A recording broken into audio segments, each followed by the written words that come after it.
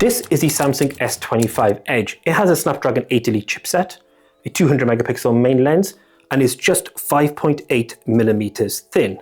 And then this is the Honor 400 Pro. It has a Snapdragon 8 Gen 3 chipset, another 200 megapixel camera, same as the S25 Edge, has a 5,300 milliamp hour battery and will recharge at 100 watts, which is insane.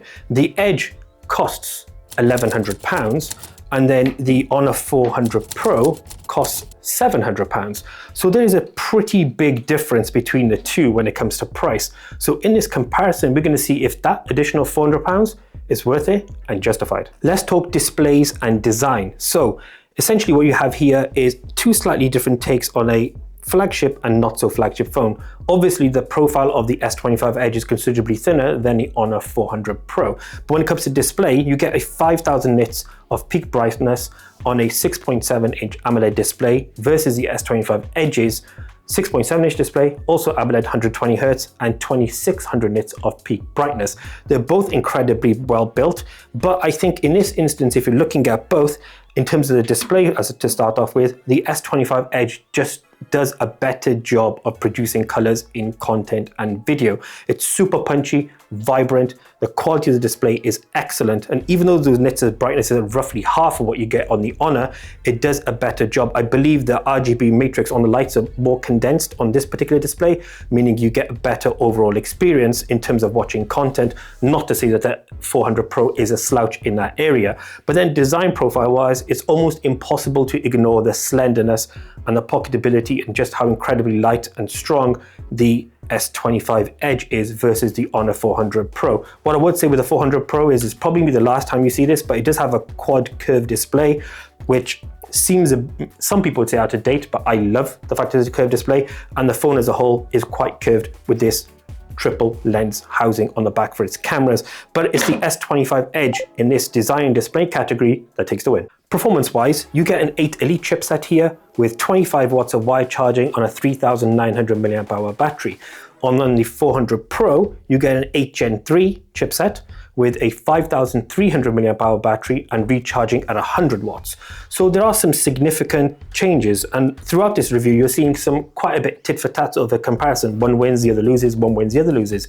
But when you're running benchmarks on both, you see one of the advantages of having a not so slim phone such as the Honor 400 Pro, because on the S25 Edge, because it's so thin, when you're running 20 cycles of 3D Mark's benchmark, which is wildlife stress test extreme, you can see where the impact is on the battery and the thermals. It gets much hotter and uses a lot more battery than the Honor 400 Pro does. So it's a bit of a mishmash. If you're gaming, for example, you're gonna get better overall frames and a better overall gaming experience on the S25 Edge because it has that top level chipset. I mean, 40% plus better GPU performance versus the 8 Gen 3 on the Honor 400 Pro. So that's probably the slam dunk performance win. No, because in performance, we're also going to rank the charging experience. So 5,300 milliamp hour batteries, 100 watts, smashes, frankly pathetic, 25 watts, 3,900 milliamp hour battery on the S25 Edge. This will recharge faster, perform much better overall compared to the S25 Edge. Now, the other bit of performance I want to talk about is OS. Now, just navigating around the phones, it's pretty much in exactly the same experience. So if you're running Fast.com's Wi-Fi performance test, you're going to find that depending on how many times you run it, you're going to get roughly one wins, the other loses, the other one wins, the other one loses. It's chop and change. There's no real difference. In terms of managing the OS, again, no real difference. And the performance as a whole across the lot is super, super smooth. Opening and closing apps, navigating multiple windows, or the multitasking menu, and even Gemini prompts all are very much the same.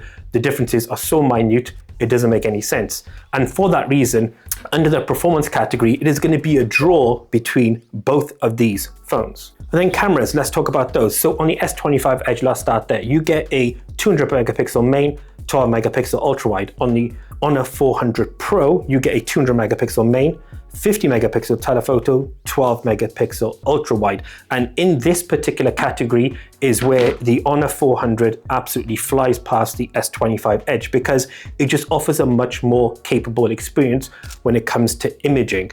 So not only does it have that additional telephoto lens, meaning you can zoom to 60x compared to 10x on the S25 Edge, it also produces a much more real-to-life photo. It doesn't overly sharpen or overly saturate colors in light or dark areas. It just does a really, really good job of capturing a photo as is. And this is on the vivid profile, so probably a very similar profile to the S25 Edge's standard colors that you get on Samsung phones as well. Not to say that the S25 Edge is a bad camera, I just feel as though the Honor 400 Pro produces much better results throughout. If you look at night mode as another example, again, on a 400 Pro, if you look at the reflections in the water here, you'll see that the 400 Pro gives you a much more balanced color tone compared to the S25 Edges, which overly sharpens and overly brightens those areas for no apparent reason. As a whole though, in terms of photography, it's super close, but I think the capabilities of the Honor 400 Pro, especially that telephoto lens, makes this the winner in the camera section. So it's pretty much been a draw throughout, 1-1, and then you've got your draw in between. But what I would say out of the two here, it would definitely be the Honor 400 Pro that we would default for a couple of reasons. It has a better IP rating, IP68, 69 versus IP68 on the S25 Edge. And in addition to that, you do get better overall battery performance and charging as well, which is another plus point. We haven't even mentioned the fact that you've got Google VO2 on here as well. Not yet in the UK, but it will get it. And that allows you to be the first phone that has AI image to video generation as well, that the S25 Edge doesn't. And I also feel Honor's just doing a little bit more when it comes to AI versus the Samsung S25 Edge. Personally though, if you're in the market for a new phone and you think, do you know what, I fancy a new phone, I'm gonna pick between two, it'll definitely be the Honor 400 Pro, especially as it's £400, euros or dollars, cheaper than the S25 Edge. What I would say though in the S25 Edge's favor is it is an extremely innovative new design that will bleed its way into pretty much every new Samsung flagship in the very near future. But for now, if there's one that we'd recommend, it'd definitely be the Honor 400 Pro.